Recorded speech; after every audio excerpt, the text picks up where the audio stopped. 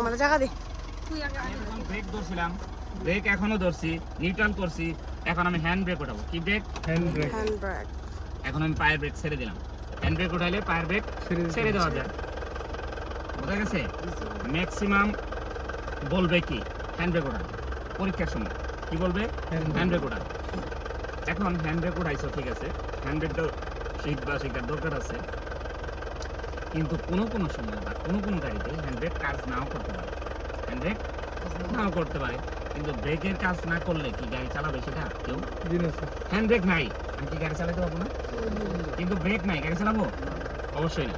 তাহলে হ্যান্ড ব্রেকটা খুব গুরুত্বপূর্ণ বিষয় না, কারণ হ্যান্ড ব্রেক না থাকলেও আমি গাড়ি চালাবো, চালাইতে পারবো, সব কিছু করতে পারবো, কিন্তু ব্রেক না থাকলে গাড়ি ওই দিন আর চালাবো না যতক্ষণ ব্রেক ঠিক না করবে, ঠিক আছে? তাহলে হ্যান্ড ব্রেক দিয়েও আমাকে এই র্যাম পরীক্ষা হতে পারে বা করতে পারে। কিভাবে করবে?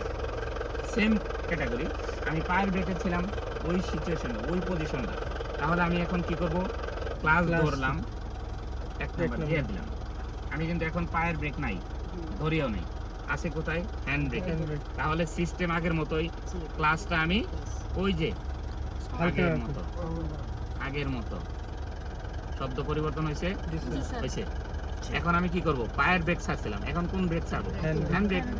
এই যে দেখেন, এই যে প্রথম উপরে টান দিলাম, উপরে টান দিয়েছি কিন্তু প্রথম, তারপরে বাটনটা চাপ দিছি, চাপ দিয়ে এখন নিচে নামাবো। গাড়ি কিন্তু আগের মতোই আছে, দাঁড়াই আছে, নাকি আছে না?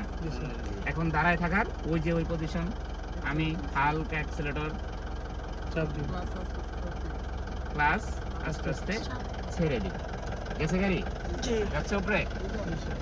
এই আমার